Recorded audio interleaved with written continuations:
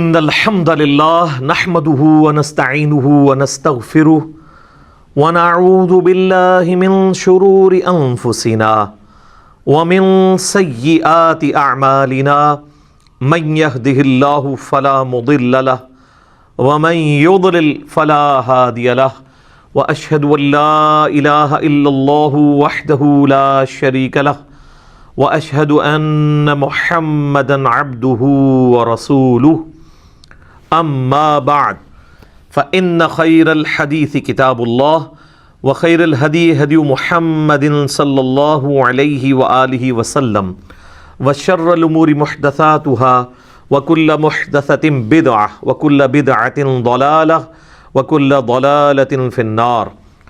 أعوذ بالله السميع العليم من الشيطان الرجيم من همزه ونفخه ونفثه. بسم الله الرحمن الرحيم. رب اشرح لي صدري ويسر لي أمري واحلل عقدة من لساني يفقهوا قولي. بسم الله الرحمن الرحيم.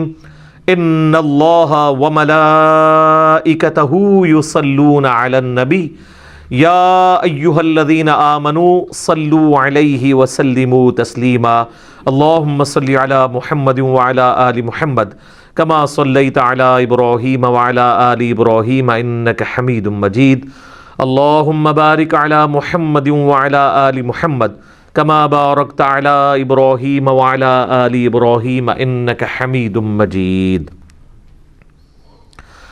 اللهم ربنا آتنا في الدنيا حسنة وفي الآخرة حسنة وقنا عذاب النار. لا إله إلا أنت سبحانك إني كنت من الظالمين. حسبنا الله ونعم الوكيل. يا حي يا قيوم برحمتك أستغيث ولا حول ولا قوة إلا بالله العلي العظيم. ربنا آتنا من لدنك رحمة وهيئ لنا من أمرنا رشدا. الحمدللہ آج 22 مارچ 2020 کی قرآن کلاس نمبر 21 میں ہماری انشاءاللہ تعالی اسٹوڈیو ریکارڈنگ ہونے جا رہی ہے سورۃ البقرہ کی آیت نمبر 127 سے آنورڈ انشاءاللہ تعالی. اعوذ باللہ من الشیطان الرجیم. بسم اللہ الرحمن الرحیم. وَإِذْ يَرْفَعُ إِبْرَاهِيمُ الْقَوَاعِدَ مِنَ الْبَيْتِ وَإِسْمَاعِيلُ. اور وہ وقت یاد کرو جب سیدنا ابراہیم علی نبینا وعلیہ الصلاۃ والسلام نے بلند کی بیت اللہ کی دیواریں، جس وقت وہ بنیادیں اٹھا رہے تھے، اور ان کے بیٹے اسماعیل بھی ان کے ساتھ تھے. ربنا تقبل منا، وہ ساتھ ساتھ یہ دعا کر رہے تھے، اے رب ہمارے قبول کر لے ہماری طرف سے اس ایفرٹ کو جو ہم تیرا گھر تعمیر کر رہے ہیں. انک انت السمیع العلیم، بے شک تو سننے والا ہے، علم والا ہے. صحیح بخاری اور مسلم کی متفق علیہ حدیث ہے کہ نبی صلی اللہ علیہ وآلہ وسلم سے پوچھا گیا کہ سب سے پہلے اللہ تعالیٰ نے اپنی عبادت کے لیے کون سا گھر بنایا؟ تو آپ صلی اللہ علیہ وآلہ وسلم نے فرمایا کہ بیت اللہ شریف جو کہ مکے کے اندر ہے. اس کے بعد پوچھا گیا تو آپ نے فرمایا کہ پھر جو ایلیا کے اندر ہے، بیت المقدس یروشلم کے اندر، اس کو اللہ تعالیٰ نے مقرر کیا. پھر پوچھا گیا ان دونوں کے درمیان کتنا فاصلہ تھا؟ تو فرمایا 40 سال کا. تو جب سے پہلا انسان دنیا کے اندر موجود ہے، اللہ تعالیٰ نے اپنی عبادت کے لیے گھر مقرر کیا ہوا ہے، اور وہ بیت اللہ ہے. اس میں امپلائیڈ ہے کہ سیدنا آدم علی نبینا علیہ الصلاۃ والسلام کے مبارک زمانے میں بھی بیت اللہ ایگزسٹ کرتا تھا. سورہ ال عمران کے اندر بھی آتا ہے کہ سب سے پہلا گھر جو اللہ تعالیٰ نے عبادت کے لیے مقرر کیا وہ ہے جو کہ بکہ شہر کے اندر ہے. یہ مکے کی 2 پروننسیشن ہے، مکہ اور بکہ، با کے ساتھ بھی. جیسے آپ کے انڈیا شہر میں ممبئی بھی ہے، اسی کو بامبے بھی کہتے ہیں اور ممبئی بھی، میم کے ساتھ بھی اور با کے ساتھ بھی. تو مکے کے بھی 2 نام ہیں، ویسے تو کئی نام ہیں، لیکن اس پروننسیشن کے اوپر، مکہ اور بکہ. تو یہاں پر اس کنسٹرکشن کی بات آ رہی ہے کہ جو وقت گزرنے کے ساتھ ساتھ بیت اللہ شریف کے آثار مٹ گئے تھے، پھر اللہ تعالیٰ نے وحی کے ذریعے حضرت ابراہیم علیہ السلام کو بتایا کہ ان جگہوں کے اوپر خانہ کعبہ شریف تھا، تو وہاں سے بنیادیں اٹھائیں، اور ان کا ذکر یہاں پر آیا ہے کہ وہ وقت یاد کرو جب ابراہیم اور ان کے بیٹے اسماعیل علیہ السلام بیت اللہ کی بنیادوں کو اٹھا رہے تھے، تو ساتھ ساتھ یہ دعا بھی کر رہے تھے، ربنا تقبل منا، اے اللہ ہماری طرف سے اسے قبول کر لے۔ یہ وہی دعا ہے نا جو سنن الکبریٰ البیہقی میں آتا ہے کہ صحابہ کرام علیہم رضوان عید والے دن جب ایک دوسرے کو ملتے تھے تو کیا دعا کرتے تھے؟ تقبل اللہ منا ومنکم، یا تقبل اللہ منی ومنکا، یعنی اللہ تعالیٰ ہماری طرف سے بھی قبول کر لے، یعنی جو ہم نے رمضان کے روزے رکھے، اور تمہاری طرف سے بھی، سنگولر کے صیغے کے ساتھ بھی اور پلورل کے صیغے کے ساتھ، دونوں ثابت ہیں۔ تو یہ انبیاء کرام کا ایک طریقہ ہے، سنت ہے کہ جب بھی آپ نے کوئی بھی کام کرنا ہے تو اپنے رب کو بیچ میں شامل کرنا ہے، اس سے دعا کے ساتھ رجوع لے کے آنا ہے کہ اے اللہ ہماری اس کاوش کو اپنی بارگاہ میں قبول و منظور فرما، کیونکہ جب تک انسان اللہ تعالیٰ کے لیے مخلص نہیں ہوگا اس وقت تک اس کی عبادت قابل قبول نہیں ہوگی۔ بے شک تو سننے والا ہے، علم والا ہے، یعنی اللہ تعالیٰ ساری مخلوقات کو سنتا ہے، نہ صرف سنتا ہے بلکہ ہر چیز اس کے علم میں ہے کہ کون شخص اللہ تعالیٰ کے لیے اخلاص شو کر رہا ہے اور کون شخص جو ہے وہ دکھلاوے کے لیے سب کچھ کر رہا ہے۔ اب ساتھ دوسری دعا سنیں، ربنا وجعلنا مسلمین لک، اے اللہ، اے رب ہمارے، ہمیں بنا لے اپنا تابع فرمان۔ یہ ویسے اردو زبان کے اندر نا لفظ بولا جاتا ہے فرما بردار، یہ اردو لنگوسٹک کے اندر یہ لفظ غلط ہے۔ فرمان بردار کا مطلب ہوتا ہے فرمان اٹھا کر چلنے والا، ٹھیک ہے؟ جس طرح ریڑا بردار، جس نے ریڑی کا بوجھ اٹھایا ہوا ہے، تو فرمان بردار کو یا فرما بردار جو ہم لفظ بولتے ہیں یہ بھی غلط العام لفظ ہے۔ اس کا مطلب فرمان اٹھا کے چلنے والا لفظ ہے اصل میں تابع فرمان، فرمان کی اتباع کرنے والا، خالی چکے نہ ٹرتا رہے جو ویسے چکے ٹر رہے ہیں۔ تو یہاں پہ بھی ترجمہ اکثر لوگ ویسے ادھر بھی جو میرے پاس قرآن پاک پڑھا ہوا ہے پیر کرم شاہ صاحب کا، انہوں نے بھی وہ لفظ غلط ہی استعمال کیا ہے، فرما بردار ہی لفظ استعمال کیا ہے۔ یہ لفظ ہے تابع فرمان، اے رب ہمارے بنا لے ہمیں اپنا تابع فرمان، وَمِنْ ذُرِّيَّتِنَا، اور ہماری اولاد کو بھی، اُمَّةً مُسْلِمَةً لَكَ، ہماری اولاد کے اندر ایسی جماعت پیدا کر دے جو تیرے ساتھ تابع فرمان ہو، مسلم ہو۔ دیکھیں مسلم کا لفظ کنٹینیوسلی 2 دفعہ ہے، اور یہ لفظ حضرت ابراہیم علیہ السلام کی ایک خوبی ہے جو قرآن حکیم میں جگہ جگہ آئی ہے۔ ما کان ابراہیم یہودیا ولا نصرانیا، ابراہیم نہ تو یہودی تھے نہ نصرانی تھے، ولیکن کان حنیفا مسلما، بلکہ وہ سب سے ٹوٹ کر ایک اللہ کے ہو گئے تھے اور اللہ کے تابع فرمان تھے، وما کان من المشرکین، اور مشرک نہیں تھے۔ مسلم کا مطلب ہوتا ہے ٹو سبمٹ یور ول، اپنی مرضی کسی اور کے سپرد کرنا، مراد یہ کہ میں تو اپنے آپ سے دستبردار ہوتا ہوں، جو تیری مرضی، اسے کہتے ہیں مسلم۔ بل ملت ابراہیم حنیفا وما کان من المشرکین، پیروی کرو ابراہیم علیہ السلام کی ملت کی جو مشرک نہیں تھے۔ هو سماکم المسلمین من قبل وفی ھذا ملت ابیکم ابراہیم، یہ سورہ حج کی آیت نمبر 78 ہے۔ پیروی کرو ابراہیم علیہ السلام کی ملت کی، هو سماکم المسلمین، جنہوں نے تمہارا نام مسلم رکھا تھا، من قبل وفی ھذا، اس قرآن کے نزول سے پہلے بھی اور اس قرآن کے اندر بھی اللہ نے تمہارا نام کیا رکھا ہے؟ مسلم، سر تسلیم خم کرنے والا۔ اور یہ واحد مقام ہے سورہ حج کا جہاں پہ مسلم ایز اے ورڈ استعمال ہوا ہے، ایز اے اسم۔ باقی جگہ مسلم اپنے آپ سمجھ لیں لغت کے معنوں میں تابع فرمان کے طور پہ آیا ہے۔ اس لیے جب ہم کہتے ہیں نا اپنے آپ کو مسلم کہیں، وہ کہتے ہیں نہیں، مسلم کا مطلب یہ نہیں ہے کہ آپ نے اپنے آپ کو مسلم کہنا ہے، مطلب یہ ہے کہ اللہ کا تابع فرمان ہونا ہے۔ یا ایھا الذین آمنوا اتقوا اللہ حق تقاتہ ولا تموتن الا وانتم مسلمون، اے ایمان والو اللہ کا تقوی اختیار کرو جیسا کہ حق ہے، اور دیکھنا تمہیں موت نہ آئے مگر تم مسلم مرنا، یعنی اللہ کے تابع فرمان مرنا، اللہ تعالیٰ کی اطاعت میں تمہیں موت آئے۔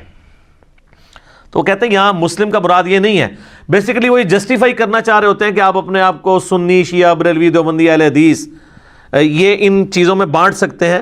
تو وہ کہتے ہیں بریلوی بھی مسلم ہے لیکن یہ والا مسلم نہیں، وہ کہتے ہیں مسلم ہے تابع فرمان، تو ہم اللہ کو مانتے ہیں، اس کے رسول کو مانتے ہیں، ان کی مانتے ہیں۔ دیوبندی بھی یہی کہیں گے، اہل حدیث بھی۔ تو یہ جو سورۃ الحج کی آیت نمبر 78 ہے نا، ہوا سماکم المسلمین من قبل وفی ھذا، اس نے تمہارا نام مسلم رکھا ہے اس قرآن کے نزول سے پہلے، اور اللہ نے اس کتاب میں تمہارا نام مسلم رکھ دیا، یعنی ہم ابراہیمی ہیں، ابراہیم نے ہمارا نام بھی، ہوا سماکم تمہارا اسم۔ وہ جب ہم بھی کوئی اس طرح کی اور آیت پیش کریں نا، ربما یود الذین کفروا لو کانوا مسلمین، کافر قیامت والے دن یہ خواہش کریں گے کاش ہم دنیا میں مسلم ہوتے۔ وہ کہتے ہیں اس سے مراد مسلمان ہونا نہیں ہے، آپ اندازہ کریں کہ مسلمان کو مسلمان کہلاتے ہوئے شرم آتی ہے۔ وہ کہتے ہیں اس سے مراد ہے کہ تابع فرمان ہوتے ہم، اللہ کی مان لیتے۔ تو اس حوالے سے قرآن میں صرف ایک ہی آیت ہے جو ان کا منہ بند کر سکتی ہے، ہوا سماکم المسلمین، سورۃ الحج آیت نمبر 78۔ تو یہاں پہ بھی دیکھ لیں، یہ مسلم ہماری صفت بھی ہے اور نام بھی ہے۔ کیا بات ہے جی مسلمان کی، مسلمان تو ہم لفظ استعمال کر لیتے ہیں اردو میں یا فارسی میں۔ وَأَرِنَا مَنَاسِكَنَا، اور ہمیں عبادت کے طریقے بھی سکھا دے۔ چونکہ اللہ کا گھر بنا رہے تھے تو انہوں نے کہا ہمیں عبادت کے طریقے بھی سکھا دے، اور اسی میں امپلائڈ ہے کہ حج کا طریقہ، جو لوگ آئیں گے یہ ساری چیزیں ہمیں سکھا دے۔ وَتُبْ عَلَيْنَا، اور ہم پر اپنی توجہ فرما۔ اچھا، اللہ تعالیٰ کا نام بھی ہے التواب، اور مخلوق بھی تواب ہے۔ مخلوق اس اعتبار سے تواب ہے کہ مخلوق جب اللہ کی طرف رجوع لاتی ہے نا تو اللہ تعالیٰ بندے کی طرف رجوع لاتا ہے۔ یعنی انسان کوئی نافرمان ہے، باغی ہے، اسے شرمندگی ہوئی کہ میں اب اللہ کے ساتھ اخلاص کے ساتھ چلوں گا، پرانے گناہوں سے میں توبہ کرتا ہوں، تو اس سے کہتے ہیں، توبہ کا لفظ بھی استعمال ہوتا ہے رجوع لانے والا، تو اس کے اگینسٹ اللہ بھی رجوع لاتا ہے۔ جو بخاری مسلم دونوں میں حدیث ہے کہ اللہ تعالیٰ کو اپنے گنہگار بندے کی توبہ پہ اتنی خوشی ہوتی ہے، اس کو مثال سے آپ علیہ السلام نے بیان کیا کہ اگر کوئی شخص کسی ریگستان میں ہو اور اس کا سارا سامان اس کے اونٹ کے اوپر لدا ہوا ہو، اور وہ تھوڑی دیر کے لیے سستائے کسی جگہ پر، اور اس کی آنکھ کھلے تو وہ سارا اونٹ ساز و سامان سمیت وہاں سے غائب ہو، اور اب کئی مہینے کی مسافت کے اوپر ریگستان ہی ہے، وہ سواری تھی جو چل سکتی ہے، یہ اونٹ ہی ہے جو ریگستان میں 1 مہینے تک بغیر پانی پیے چل سکتا ہے، وہ پانی سٹور کر لیتا ہے، تو اب وہ ایک جگہ لیٹ کے اپنی موت کا انتظار کرنا شروع کر دے کہ اب تو میں بچ ہی نہیں سکتا، کیونکہ چلوں گا بھی تو ریگستان پار تو نہیں کر سکتا۔ اسی دوران اس کی آنکھ لگے اور جب دوبارہ کھلے تو اس کا اونٹ سامنے اس کے ہو، تو اس کو جتنی خوشی ہوگی نا، اس سے زیادہ خوشی اللہ کو ہوتی ہے جب کوئی گنہگار بندہ اس کی طرف رجوع لے آتا ہے۔ استغفر اللہ الذی لا الہ الا ہو الحی القیوم واتوب الیہ۔ اللہم انت ربی لا الہ الا انت خلقتنی وانا عبدک وانا علی عہدک ووعدک ما استطعت اعوذ بک من شر ما صنعت ابوء لک بنعمتک علی وابوء بذنبی فاغفر لی فانہ لا یغفر الذنوب الا انت۔ یہ سید الاستغفار ہے جو صحیح بخاری کے اندر آیا ہے۔ لا الہ الا انت سبحانک انی کنت من الظالمین۔ اچھا، مسلم شریف میں ایک طریق ہے، اس میں آگے یہ بھی الفاظ ہیں کہ وہ بندہ اتنا خوش ہو کہ خوشی میں اللہ کو یہ کہنا چاہ رہا ہو کہ اے اللہ میں تیرا بندہ، تو میرا رب، لیکن اس کی زبان لڑکھڑا جائے اور وہ یہ کہے کہ اے اللہ تو میرا بندہ اور میں تیرا رب۔ یعنی یہ لڑکھڑانے کی مثال، آگے الفاظ ہے من شدت الفرح، خوشی کی شدت کی وجہ سے۔ یہ نہیں کہ اس نے جان بوجھ کے کہا ہے وقتی طور پہ، اور نہ یہ ہے کہ وہ بار بار کہتا ہے، کیونکہ صوفیاء اسی سے اپنے کفریہ کلمات کی پلی لیتے ہیں، تو میں نے پھر ان کی پوری کلاس لی ہے کہ یار یہ تو وہ کانٹیکسٹ ہی بالکل ڈیفرنٹ ہے۔ تو یہ اللہ تعالیٰ کو اپنے بندے سے توبہ لانے کے اوپر خوشی ہوتی ہے، تو کہہ رہے ہیں اے رب ہمارے، تو ہمارے اوپر توجہ فرما، انک انت التواب الرحیم، بے شک تو توبہ قبول کرنے والا، رحم فرمانے والا ہے۔ کیا بات ہے جی۔ تو التواب بھی ہے رجوع یعنی بندہ جب رجوع لاتا ہے تو تو بھی رجوع لاتا ہے، اور الرحیم بھی ہے۔ الرحیم اللہ کی صفت ہے کانٹینیوشن والی، اور رحمان کہتے ہیں کسی کا رحمت اتنی بڑی ہو کہ ٹھاٹھے مارتے ہوئے سمندر کی طرح ہو، اور رحیم وہ سمندر میں تو کبھی کبھار ہی طغیانی آتی ہے، رحیم وہ کہ ہر وقت ہی ٹھاٹھے مارتی ہو۔ تو آپ دیکھ لیں بسم اللہ الرحمن الرحیم سے ہمارا قرآن پاک شروع ہوتا ہے مصحف، اگرچہ وہ سورۃ الفاتحہ کا حصہ نہیں ہے لیکن مصحف سٹارٹ اسی سے ہوتا ہے۔ اللہ الرحمن بھی ہے اور الرحیم بھی ہے، اس کی رحمت ٹھاٹھے مارتے ہوئے سمندر کی طرح ہے اور کانٹینیوشن کے ساتھ ہے۔ سمندر میں تو کبھی کبھی اس طرح جوش آتا ہے، اللہ کی رحمت ہر وقت جوش میں رہتی ہے۔ بخاری اور مسلم کی متفق علیہ حدیث ہے، نبی صلی اللہ علیہ وآلہ وسلم فرماتے ہیں اللہ تعالیٰ نے مخلوقات کی پیدائش سے پہلے اپنے عرش پہ اپنے پاس یہ عبارت لکھ لی تھی کہ میری رحمت میرے غضب پہ سبقت لے جائے گی، اور قرآن حکیم میں کئی جگہ یہ مضمون آیا ہے کہ اللہ نے اپنے اوپر لازم کر لیا ہے کہ وہ ہر حال میں رحم ہی کرے گا، یعنی رحم والی صفت اللہ کی ڈومیننٹ ہے۔ اگرچہ اللہ عدل فرمانے والا ہے، عدل کا تقاضا تو یہ تھا ہمارے نزدیک کہ رحم اور غضب برابر ہوتا، لیکن اس کی رحمت اس کے غضب پر سبقت لے جاتی ہے۔ لے جی اب حضرت ابراہیم علیہ السلام کی دعا آ رہی ہے میرے لیے، آپ کے لیے۔ ربنا وابعث فیہم رسولا منہم یتلو علیہم آیاتک، اے رب ہمارے ان کے اندر، یعنی ابراہیم علیہ السلام ان کے بیٹے دعا کر رہے ہیں ہماری جو اولاد تم نے تابع فرمان اے اللہ بنانی ہے تو نے، ان میں ایک رسول بھیج انہی میں سے، تو ہمارے اوپر یہ احسان ہے نا۔ یتلو علیہم آیاتک، جو ان پر تیری آیات تلاوت کرے، وَيُعَلِّمُهُمُ الْكِتَابَ وَالْحِكْمَةَ، اور انہیں کتاب و حکمت کی تعلیم دے، وَيُزَكِّيهِمْ، اور انہیں پاک بھی کرے، إِنَّكَ أَنْتَ الْعَزِيزُ الْحَكِيمُ، بے شک اے اللہ تو بہت زبردست ہے اور حکمت والا ہے، غالب ہے اور حکمت والا ہے۔ اس میں دو چیزیں یاد رکھیں، یہ آپ ذرا دعا کی ترتیب دیکھیں، اس میں پہلے آیا ہے کہ آیات تلاوت کرے، پھر کتاب کی تعلیم دے، پھر حکمت کی، اور پھر پاکیزہ کرے، یہی چار چیزیں ہیں نا اسی ترتیب سے۔ یہ حضرت ابراہیم علیہ السلام کی دعا تھی، لیکن اس کو اللہ نے کریکٹ کیا ہے دعا کی ترتیب کو۔ اللہ نے جب اپنے ریفرنس سے قرآن حکیم میں سورہ الجمعہ میں اس دعا کو ذکر کیا، نبی علیہ السلام کے منصب کو سورہ آل عمران کی آیت نمبر 164 میں کیا، تو اس میں ترتیب کیا ہے؟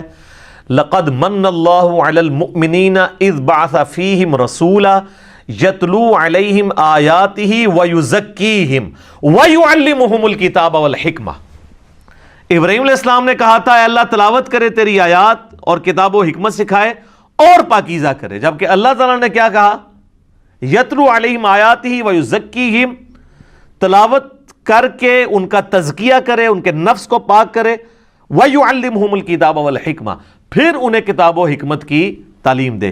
بیسیکلی یہ جو حضرت ابراہیم علیہ السلام کی دعا میں ترتیب کی کمزوری تھی نا، ظاہر ہے پرفیکٹ تو صرف اللہ ہے، وہ اللہ نے دور کی کہ پاک وہ ہوگا جس کے اوپر آیات تلاوت کی جائیں، اور جب تک وہ پاک نہیں ہوتا نا اسے کتاب و حکمت سمجھ نہیں آ سکتی۔ تو اس میں تلاوت کرے تیری آیات اور ان کو سکھائے کتاب و حکمت اور پاک کرے، جبکہ اللہ نے کیا کہا؟ یتلو علیہم آیاتہ ویزکیہم ویعلمہم الکتاب والحکمہ وَإِن كَانُوا مِن قَبْلُ لَفِي ضَلَالٍ مُبِينٍ، اور اس سے پہلے یہ لوگ کھلی گمراہی میں تھے۔ اسی کانٹیکسٹ میں ایک جامعہ ترمذی میں حدیث ہے، نبی صلی اللہ علیہ وآلہ وسلم سے پوچھا گیا کہ آپ پہ نبوت کب واجب ہوئی؟ تو آپ نے فرمایا میں اللہ کے ہاں اس وقت بھی نبی لکھا ہوا تھا جب آدم مٹی اور پانی کے درمیان تھے، یعنی اللہ تعالیٰ کے ڈیوائن علم میں نبی صلی اللہ علیہ وآلہ وسلم اس وقت بھی نبی تھے جبکہ آدم علیہ السلام بھی پیدا بھی نہیں ہوئے تھے، اللہ کے علم میں۔ اس کو سپورٹیو ایک حدیث ہے جو مسند امام احمد میں صحیح سند کے ساتھ ہے، اور سنن کبریٰ البیہقی کے اندر موجود ہے، دلائل النبوہ امام بیہقی کی کتاب کے اندر، المستدرک للحاکم کے اندر، صحیح ابن حبان کے اندر، کہ نبی علیہ السلام نے فرمایا میں اللہ کے ہاں اس وقت بھی خاتم النبیین لکھا ہوا تھا۔ اور یہ دونوں حدیثیں کنزیکٹیو مشکات میں نبی علیہ السلام کے فضائل کے چیپٹر میں بھی آپ کو مل جائیں گی۔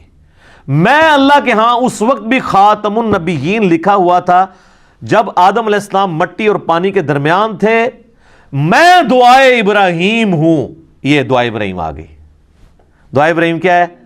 سورۃ البقرہ آیت نمبر 129، ربنا وابعث فیہم رسولا، اے اللہ رسول بھیج دے.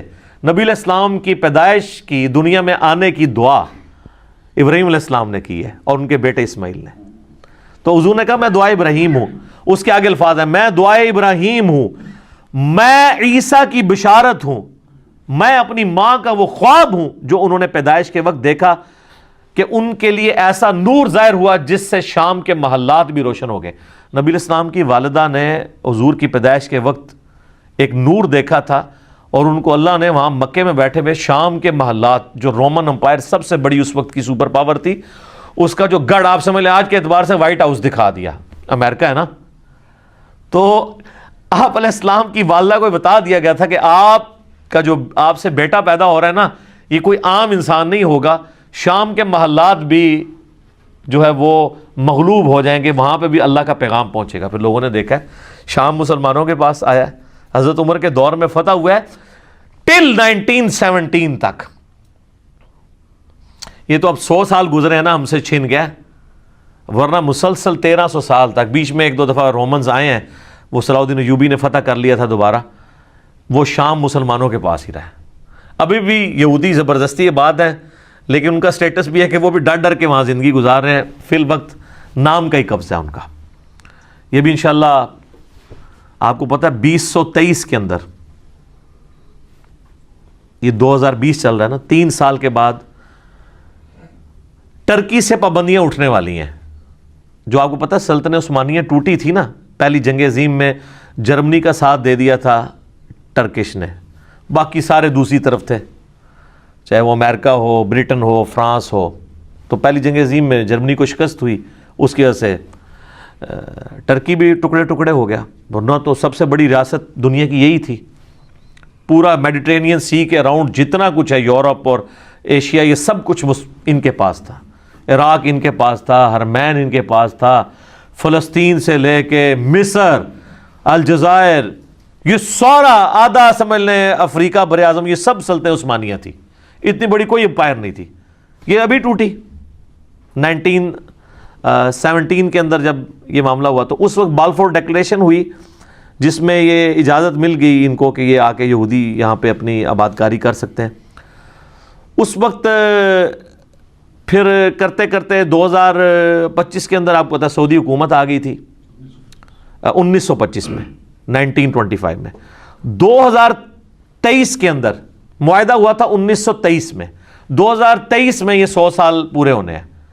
تو جب یہ 100 سال پورے ہوں گے تو ٹرکی سے کئی ایک پابندیاں اٹھ جائیں گی. اور یہ سعودیہ میں بھی جو آج کل گڑبڑ ساری جاری ہے، اسی وجہ سے ہے کہ آل سعود کو صرف 100 سال کے لیے حکومت ملی تھی. جی اب وہ پابند ہے وہاں پہ ڈیموکریسی لانے کے. ٹھیک ہے جی، وہ ان کو دستبردار ہونا پڑے گا اپنی اس حکومت سے. تو اسی لیے یہ تماشے کرواتے رہتے ہیں. اور امریکہ کا بھی پریشر آپ کو پتہ ہے، 4-5 سال پہلے انہوں نے طیب اردگان کو ہٹانے کی کوشش کی کو کر کے. تو وہ کیونکہ ان کو نظر آ رہا ہے کہ 2023 تک اگر طیب اردگان رہ گیا تو وہ تو ایک پاپولر لیڈر بھی ہے، پوری دنیا کے مسلمانوں کے ساتھ کھڑے ہیں، تو یہ دوبارہ سلطنت عثمانیہ دوبارہ ہی نہ مان جائے کہیں پہ. پابندیاں تو اٹھ جائیں گی ان سے. پھر ان کی اب پابندیوں کے ساتھ انہوں نے اکانومی اپنی کدھر لے گئے. اس وقت یورپ میں سب سے فاسٹسٹ گروئنگ اکانومی ان کی ہے. اور آپ دیکھیں دنیا میں مسلمانوں کے اوپر جب بھی برا وقت آتا ہے، باقی تو سارے بھیگی بلی بنے ہوتے ہیں، ابھی وہ پابندیاں اٹھی نہیں ہیں تو آپ ان لوگوں کا کانفیڈنس لیول دیکھیں. اچھا ٹرکش جو ہے نا وہ یہ بڑی دلیر قوم ہے. یہ تاتاریوں کی اولاد ہے. اسی بھی تاتاری ہیں پیچھوں، ظاہر ہے یہ مغل ٹرکش یہ سب تاتاریوں کی اولاد ہے. اس لیے آپ کو انہیں نہ کہہ دیو کہ وہ احمد شاہ رنگیلا بھی ایسی وچ بزدل بھی ہوندے ہیں، لیکن اوورآل یہ دلیر قومیں ہیں. ٹھیک ہے، جو تاتاریوں کی اولاد سے. اس لیے انہوں نے یہ سلجوکی تھے جو پوری دنیا کو تل پٹ کر کے رکھا، ہی بھی تاتاریوں کی اولاد تھے. ڈاکٹر اقبال نے اس لیے تو کہا نا کعبے کو مل گئے پاسماں صنم خانے سے، تو وہ تاتاریوں کے بارے میں ہی بات کر رہے تھے. تو یہ پابندیاں جب اٹھنی ہیں تو پھر ان کے لیے بن جانی ہے مصیبت. اللہ اکبر. تو یہ حدیث شریف میں وہاں سے شروع ہوا کہ شام کے محلات نبی علیہ السلام کی والدہ کے لیے شو ہو گئے۔ میرے بھائیوں، اس حدیث میں بھی اس بات کا اشارہ موجود ہے کہ نبی علیہ السلام کے جو والدین ہیں نا، ان کے بارے میں بالکل زبان درازی نہیں کرنی چاہیے۔ دیکھیں، یہ کوئی چھوٹی معمولی واقعہ نہیں ہے۔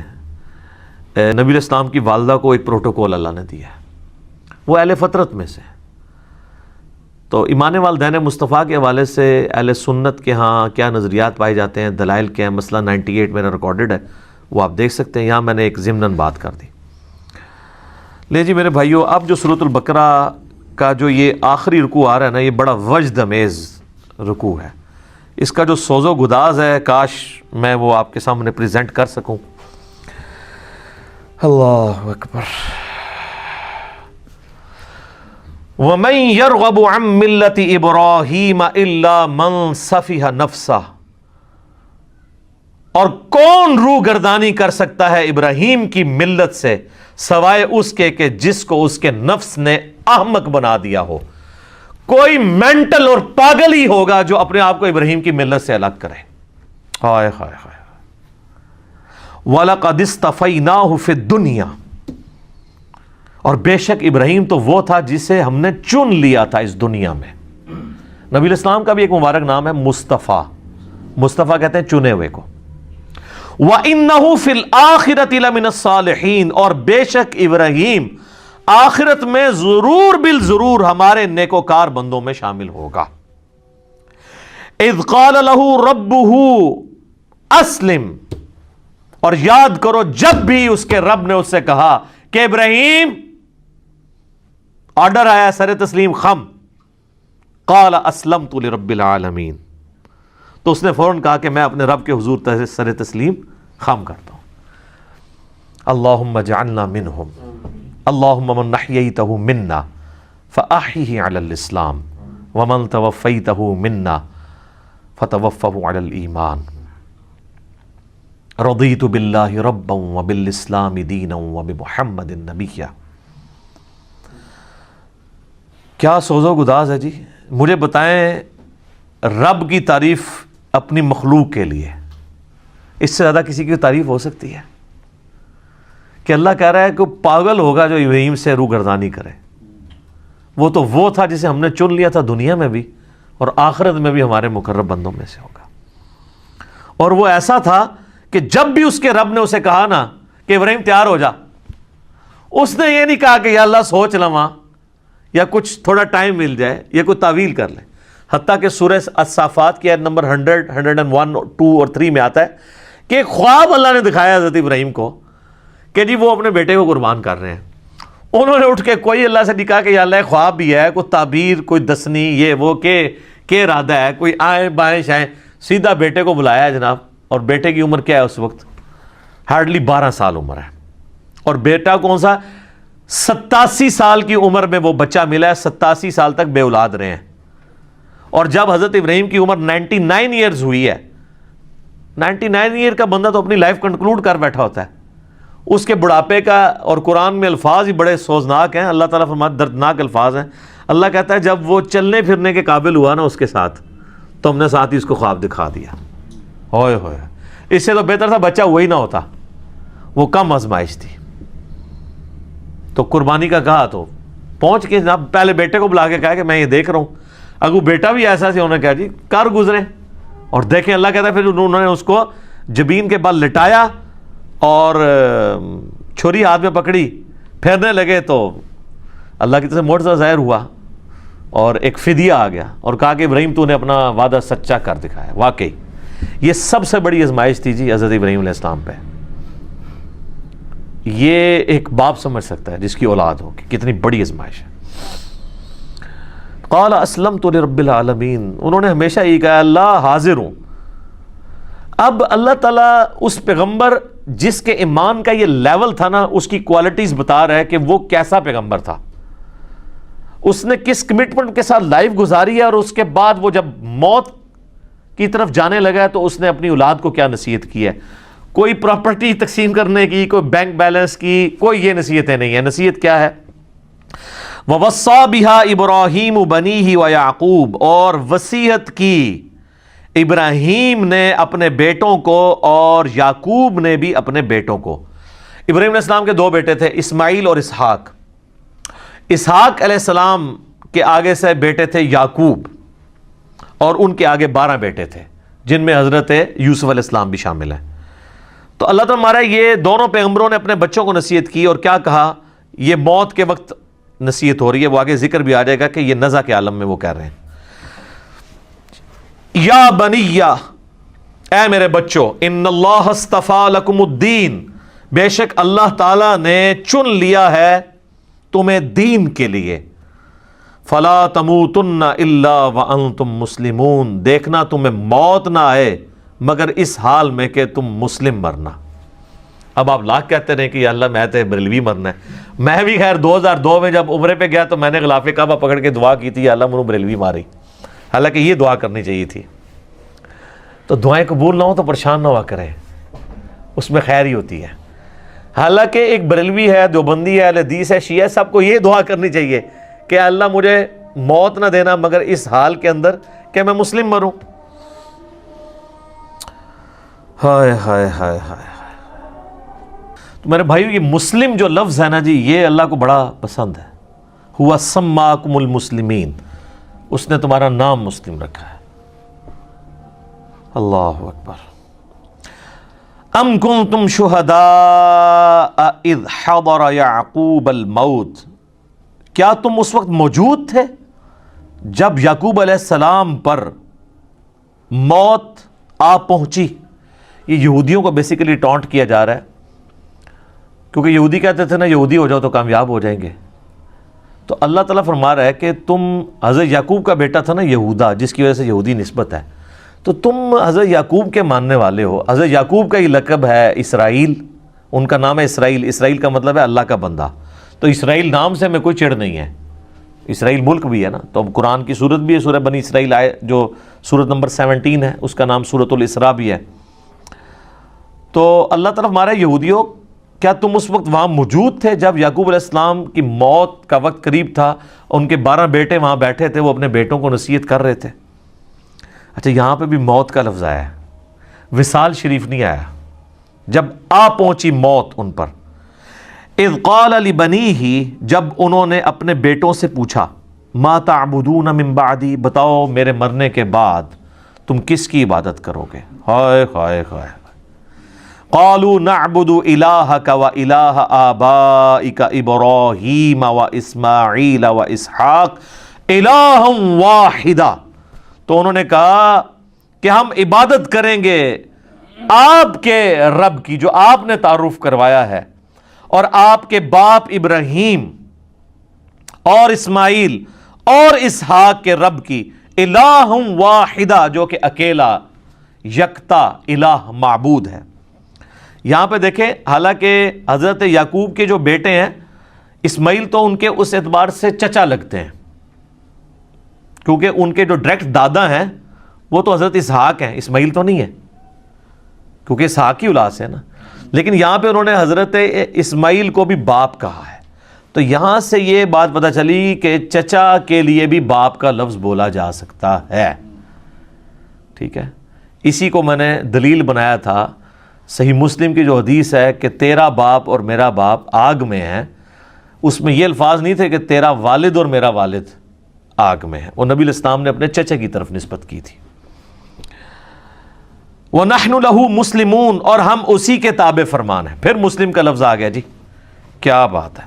اچھا، بعض لوگوں نے اس سے بابے ثابت کیے. وہ کہتے ہیں دیکھیں حضرت یعقوب کے بیٹے بھی کہہ رہے ہیں ابا جی اسی تو اڈے دین دے پیچھے ہیں، تقلید ثابت کی ہے اس سے.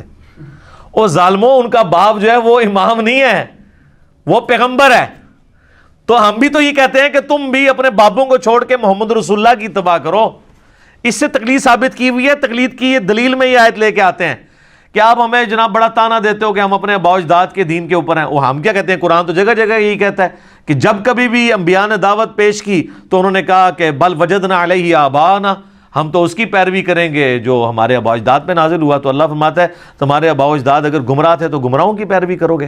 تو یہاں پہ کہتے ہیں یہاں سے تقلید ثابت ہوئی. انہوں نے سیدھا سیدھا کہا کہ ہم اپنے باپ اور اپنے دادے اور اپنے چچا ان کے دین کے اوپر ہیں.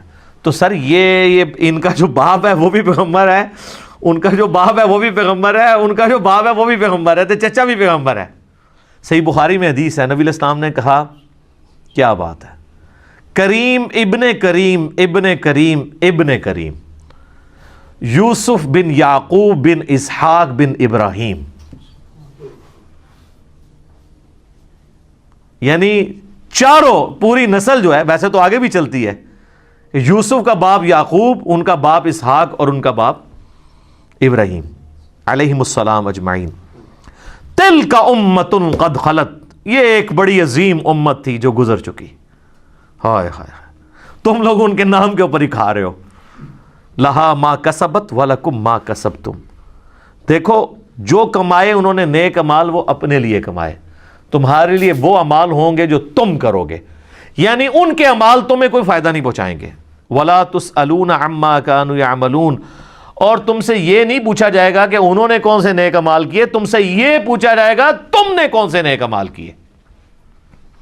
وہ کہتے تھے ہمیں ابراہیمی نسبت کام آئے گی، یہودی کہتے تھے، نصرانی بھی۔ اللہ نے فرمایا تو بڑی پاکیزہ امت تھی، وہ گزر گئی، اپنے اعمال اپنے ساتھ لے گئی ہے، کوئی پیچھے تم لوگوں کے لیے تو نہیں چھوڑ گئی۔ اسی کانٹیکسٹ میں ایک صحیح مسلم میں حدیث ہے، نبی صلی اللہ علیہ وآلہ وسلم نے فرمایا قیامت والے دن جس کے عمل نے اسے پیچھے کر دیا اس کا نسب اسے آگے نہیں کر سکتا، اور اسی کو ہمارے نبی علیہ السلام نے کھول کھول کے بیان کیا، بخاری مسلم دونوں میں حدیث ہے، اے میری بیٹی فاطمہ میرے مال سے جو لینا ہے لے لے، اگر اللہ کے حضور پکڑی گئی تو میں تیرے کچھ کام نہیں آؤں گا۔ پھر صرف اپنی بیٹی فاطمہ کو نہیں کہا، بخاری مسلم میں الفاظ ہیں، اے میرے چچا عباس میرے مال سے کچھ لینا ہے تو میں تجھے دے دوں گا، اللہ کے حضور پکڑا گیا تو میں کچھ کام نہیں آؤں گا۔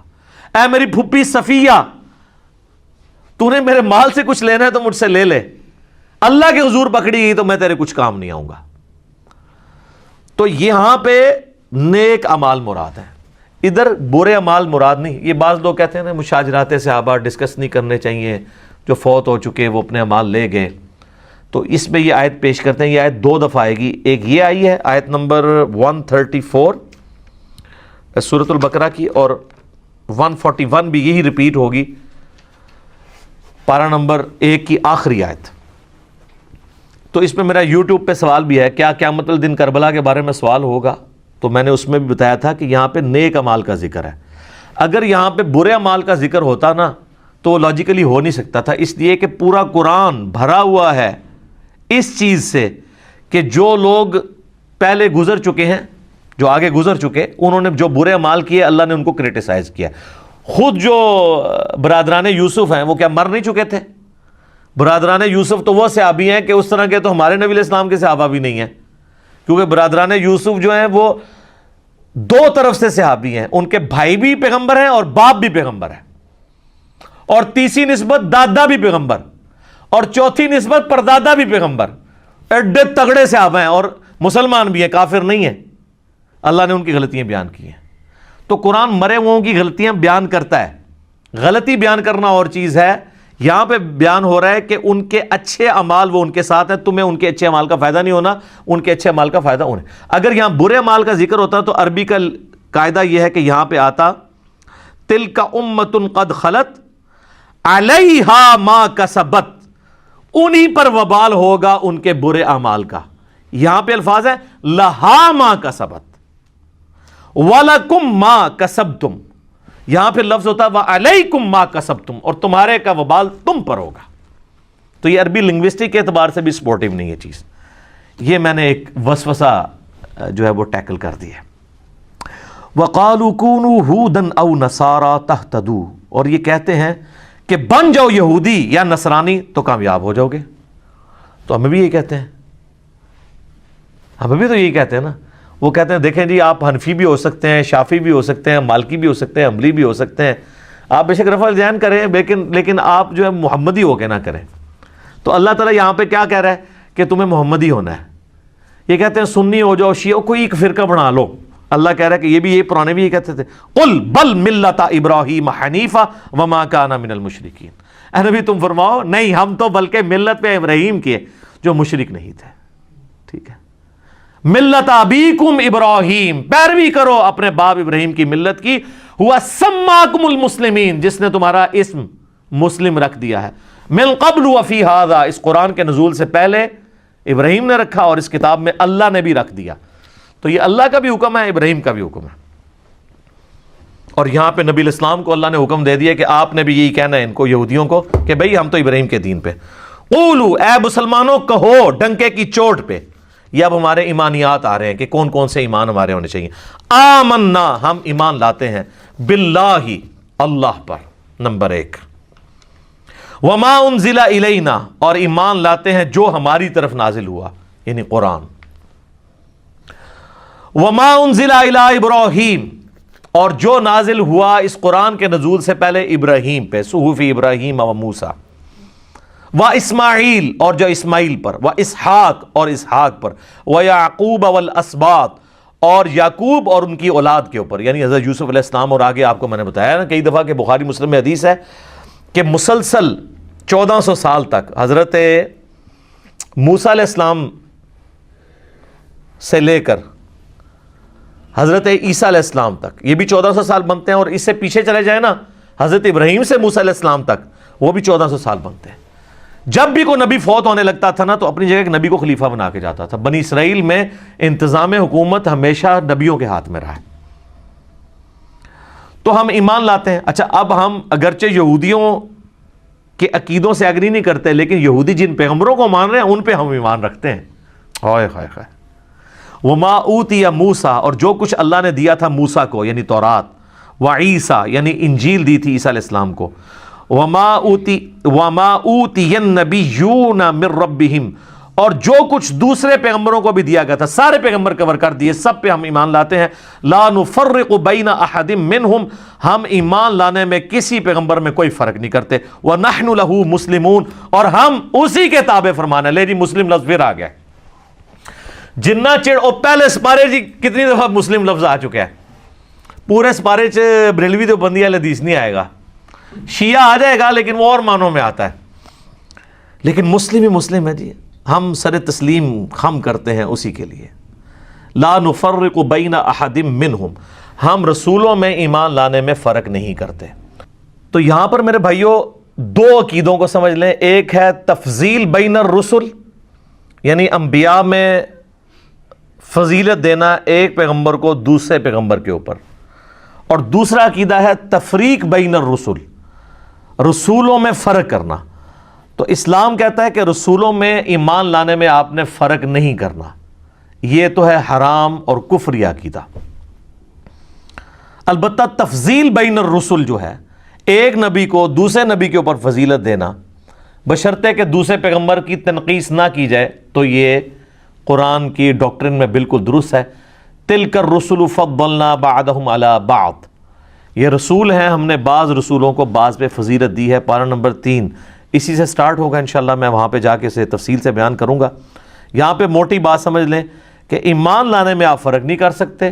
البتہ فضیلت میں فرق ہے، اس فرق کو بیان کرنا بھی جائز ہے بشرطے کہ تنقیص نہ ہو.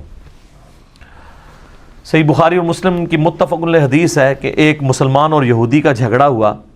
یہودی نے کہہ دیا کہ اللہ تعالیٰ نے حضرت موسیٰ علیہ السلام کو سارے جہان والوں پہ فضیلت دی. مسلمان نے کہا کہ اللہ تعالیٰ نے محمد صلی اللہ علیہ وآلہ وسلم کو سارے جہان والوں پہ فضیلت دی. اسی لڑائی کے دوران مسلمان نے تھپڑ مار دیا یہودی کے. وہ شکایت لے کے آیا نبی علیہ السلام کے پاس. تو آپ صلی اللہ علیہ وآلہ وسلم نے فرمایا کہ مجھے اس طرح پیغمبروں پہ فضیلت مت دو. اللہ کی قسم قیامت والے دن جب مخلوقات کو اٹھایا جائے گا تو میں دیکھوں گا کہ مجھ سے پہلے ہی حضرت موسیٰ علیہ السلام اللہ کے عرش کا پایا تھامے ہوئے کھڑے ہوں گے.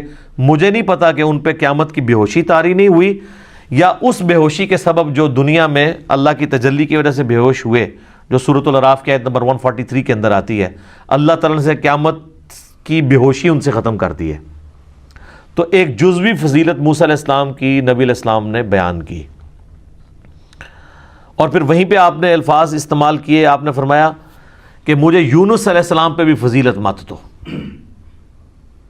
حالانکہ یونس علیہ السلام وہ واحد پیغمبر ہیں جن پہ اللہ تعالیٰ نے ان کی لغزش کے سبب عطاب کیا. یہاں تک کہ سورہ الصافات میں آیا کہ اگر یونس علیہ السلام ہم سے دعا نہ کرتے تو وہ پھر اسی دن مچھلی کے پیٹ سے نکالے جاتے جس دن کے مردے قبروں سے نکالے جائیں گے. اور وہ دعا ہی ہے سورہ الانبیاء میں، لا الہ الا انت سبحانک انی کنت من الظالمین.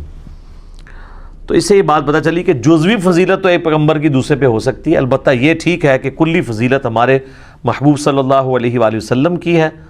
اور اس کے بعد حضرت ابراہیم علیہ السلام، پھر نوح علیہ السلام، پھر موسیٰ علیہ السلام اور عیسیٰ علیہ السلام، یہ 5 اولو العزم پیغمبر ہیں جن کو اللہ تبارک و تعالیٰ نے باقی انبیاء سے بڑھ کر فضیلت دی ہے. تفریق بہرحال نہیں ہے.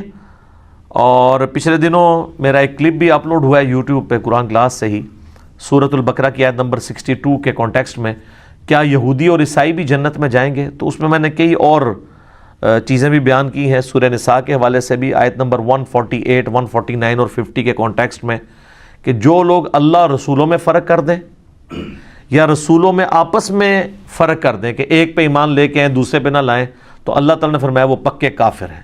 پار نمبر 6 کے سٹارٹ ہی میں سورہ نساء کی آیت نمبر 150، 151، 152 تک یہ پوری کانٹیکسٹ چلتا ہے. تو آج میں اس کو سکپ کرتا ہوں ٹائم بچانے کے لیے. فَإِنْ آمَنُوا، پس اگر وہ بھی ایمان لے آئیں، یعنی یہود و نصارہ بھی ایمان لے آئیں، بِمِثْلِ مَا آمَنْتُمْ بِهِ، اس طریقے پر جس طریقے پہ اے مسلمانوں تم اور تمہارے پیغمبر لے کر آئے ہوئے ہیں ایمان، فَقَدِ اهْتَدَوْا، تو وہ پھر ہدایت پا جائیں گے. لیکن ظاہر ہے وہ کہاں سے لائیں؟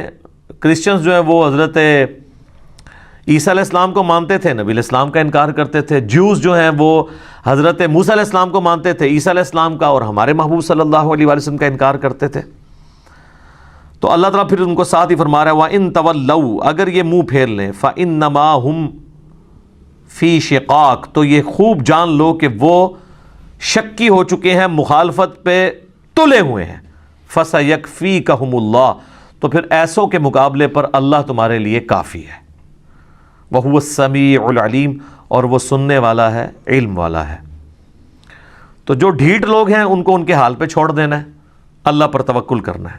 یہ جو آیت ہے فَسَيَكْفِيكَهُمُ اللَّهُ، یہ آیت اس اعتبار سے بھی بڑی اہم ہے کہ جو توپ کاپی میوزیم ہے ٹرکی کے اندر، جہاں پہ مصحف عثمانی رکھا ہوا ہے میوزیم کے اندر، وہ مصحف کا وہ پورشن اس میں آج بھی کھلا ہوا ہے کہ حضرت عثمان غنی رضی اللہ تعالیٰ عنہ جب تلاوت کر رہے تھے اور ان پہ قاتلانہ حملہ ہوا تو ان کے خون کا جو دھبا ہے وہ جس حصے کے اوپر پڑا وہ یہی آیت کا یہ والا حصہ تھا، فَسَيَكْفِيكَهُمُ اللَّهُ، تیرے لیے اللہ ہی کافی ہے. تو حضرت عثمان کے لیے اللہ ہی کافی ہے رضی اللہ تعالیٰ عنہ علیہ السلام. تو یہ ایک سمجھ لیں کرامت ہے حضرت عثمان کی، وہ آج تک موجود ہے. صبغۃ اللہ، اللہ کا رنگ، ومن احسن من اللہ صبغہ، اللہ سے بہتر کس کا رنگ ہو سکتا ہے. وَنَحْنُ لَهُ عَابِدُونَ، اور ہم اسی کی عبادت کرتے ہیں. قُلْ أَتُحَاجُّونَنَا فِي اللَّهِ، اے نبی ان سے فرماؤ اے یہود و نصارہ، کیا تم اللہ کے بارے میں ہم سے جھگڑا کرتے ہو حالانکہ اللہ کو تم بھی مانتے ہو، یہودی بھی اور نصرانی بھی. وَهُوَ رَبُّنَا وَرَبُّكُمْ، جبکہ وہ ہمارا بھی رب ہے اور تمہارا بھی رب ہے. اللہ تو سانجھا ہے. سورہ ال عمران میں بھی آگے چل کے آئے گا آیت نمبر 64 میں، قُلْ يَا أَهْلَ الْكِتَابِ تَعَالَوْا إِلَىٰ كَلِمَةٍ سَوَاءٍ بَيْنَنَا وَبَيْنَكُمْ أَلَّا نَعْبُدَ إِلَّا اللَّهَ، اہل کتاب آؤ اس ایک بات پہ تو ہم اکٹھے ہو جائیں جو تم میں اور ہم میں کامن ہے کہ ہم مت پوجیں کسی کو سوائے اس کے. وَلَنَا أَعْمَالُنَا وَلَكُمْ أَعْمَالُكُمْ، ہمارے لیے ہمارے اعمال ہوں گے، تمہارے لیے تمہارے اعمال ہوں گے. وَنَحْنُ لَهُ مُخْلِصُونَ، اور ہم اسی کے لیے اپنے دین کو خالص کرتے ہیں. یہ 3 ٹرمنالوجیز آئی ہیں. اللہ تعالیٰ نے اہل ایمان کی نشانی بتائی ہے. پہلی کیا آئی ہے؟ سورہ البقرہ کی آیت نمبر 136 میں، وَنَحْنُ لَهُ مُسْلِمُونَ، اے مسلمانوں تم یہ کہو کہ ہم اللہ کے سامنے مسلم ہوتے ہیں، سر تسلیم خم کرتے ہیں.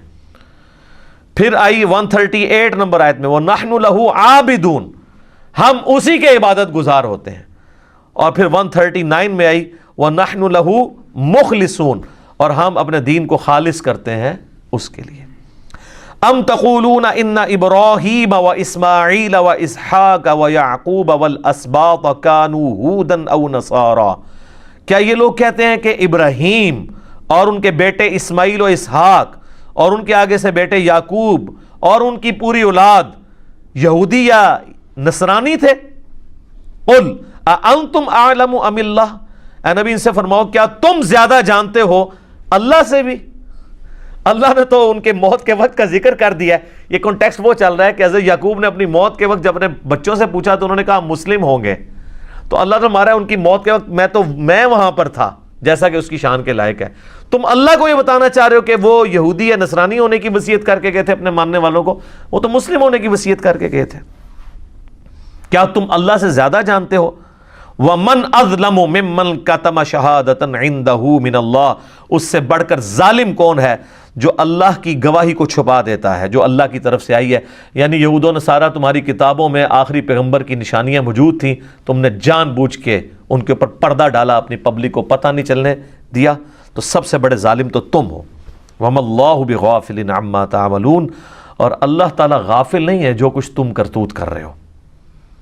اس کے اندر دھمکی چھپی ہوئی ہے کہ یہ جو کرتوت کر رہے ہو دنیا میں اگر اللہ نے نہ بھی پکڑا، آخرت میں تمہاری پکڑ آئے گی۔ تِلْکَ أُمَّةٌ قَدْ خَلَتْ، ہاں وہ ایک عظیم امت تھی گزر گئی، لہا ما کسبت، اپنے اعمال اپنے ساتھ لے گئی، جو انہوں نے نیک اعمال کیے تھے وہ انہوں نے اپنے لیے کیے تھے۔ وَلَكُمْ مَا كَسَبْتُمْ، اور تمہارے لیے تمہارے اعمال ہوں گے، تمہیں یہ نسبت کام نہیں آئے گی کہ ہم ابراہیمی ہیں، نہیں۔ وَلَا تُسْأَلُونَ عَمَّا كَانُوا يَعْمَلُونَ، اور تمہیں یہ نہیں پوچھا جائے گا کہ وہ کیا کیا کرتے تھے، تمہیں یہ پوچھا جائے گا کہ تم کیا اعمال لے کر آئے ہو۔ اللہ اکبر۔ وہ ڈاکٹر اسرار صاحب یہ جب آیات پڑھا کرتے تھے نا تو وہ یہی کہا کرتے تھے کہ بھئی ابراہیم علیہ السلام، حضرت اسماعیل علیہ السلام، اسحاق علیہ السلام، ان کے بارے میں جو اللہ تعالیٰ فرما رہا ہے نا کہ وہ نہ تو یہودی تھے نہ نصرانی تھے، تو مسلمانوں کے لیے بھی اس میں یہ چیز چھپی ہوئی ہے کہ تمہارے پیغمبر بھی نہ سنی تھے نہ شیعہ تھے، بلکہ وہ بھی مسلم تھے، کیونکہ ظاہر ہے اللہ تعالیٰ نے سابقہ جو امت مسلمہ ہے، چاہے وہ یہودی ہوں یا نصرانی، ان کے ذریعے اس لیٹسٹ امت مسلمہ کو ترغیب دلائی ہے کہ تم اسی ڈگر کے اوپر نہ چل پڑنا، عبرت کے طور پہ یہ ساری باتیں بیان کر دی جس پہ چل کے وہ لوگ گمراہ ہوئے، تم اپنا قبلہ درست کر لینا۔ تو ہم اللہ تعالیٰ سے دعا کرتے ہیں کہ اللہ تعالیٰ ہمیں ایمان کی حالت میں موت دے، مدینہ شریف میں موت، بقیع غرقد میں مدفن، اور جنت الفردوس میں اپنے محبوب صلی اللہ علیہ وآلہ وسلم کا پڑوس نصیب فرمائے، اور مسلم کہلانے پر فخر محسوس کرنے کی توفیق عطا فرمائے، اسلام کے اوپر موت دے۔ آپ دیکھ لیں جو جنازے کی دعا ہے وہ ہو تو میت کے اوپر رہی ہوتی ہے، لیکن بس وہ میت کے لیے تو ایک ہی لفظ ہے، باقی ساری زندوں کے لیے دعا ہوتی ہے۔ اللہم اغفر لی حینا، پہلی دعا ہے اے اللہ بخش دے ہمارے زندوں کو، و میتینا، اور ہمارے مردوں کو، و شاہدینا، اور ان کو جو یہاں پہ موجود ہیں، و غائبینا، اور جو یہاں پہ موجود نہیں ہیں، و ذکرینا و انثانا، اور مرد ہوں یا عورت ہوں سب کو بخش دے۔ تو یہ ہمارے لیے دعائیں آگے، اللہم من احییتہ منا فاحیہ علی الاسلام، اے اللہ ہمیں اگر زندہ رکھنا تو اسلام پہ زندہ رکھنا، ومن توفیتہ منا فتوفہ علی الایمان، اور اگر ہمیں موت دینا تو ایمان کی حالت میں موت دینا۔ پڑھنے جنازہ گئے ہیں آپ اور دعائیں ساری اپنے لیے ہو رہی ہیں سوائے ایک دعا کے، تو یہ جنازہ اس لیے نہیں رکھا گیا ہوا کہ اس صرف میت کا پروٹوکول ہے، بلکہ میت کے اوپر آخرت کو بھی یاد کرنا ہے۔ جو صحیح مسلم میں حدیث ہے کہ میں تمہیں منع کرتا تھا قبروں پہ جانے سے، کیونکہ نئی نئی قوم بت پرستی سے پھری تھی، اب میں تمہیں حکم دیتا ہوں کہ تم قبروں پہ جاؤ تاکہ تمہیں آخرت کی یاد آئے۔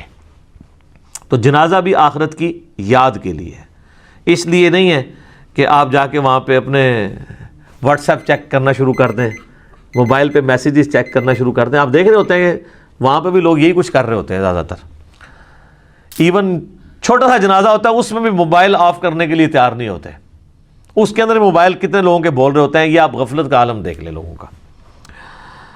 اللہ تعالیٰ سے دعا ہے جو حق بات میں نے کہی اللہ تعالیٰ ہمارے دلوں میں راسخ فرمائے، اگر جذبات میں میرے منہ سے کوئی غلط بات نکل گئی اللہ تعالیٰ ہمارے دلوں سے معاف کر دے، ہمیں معاف بھی فرما دے، ہمیں کتاب و سنت کی تعلیمات پر عمل کر کے دوسرے بھائیوں تک پہنچانے کی توفیق عطا فرمائے۔ سبحانک اللہم و بحمدک، اشہد ان لا الہ الا انت استغفرک واتوب الیک وما علینا الا البلاغ المبین۔ جزاکم اللہ خیرا۔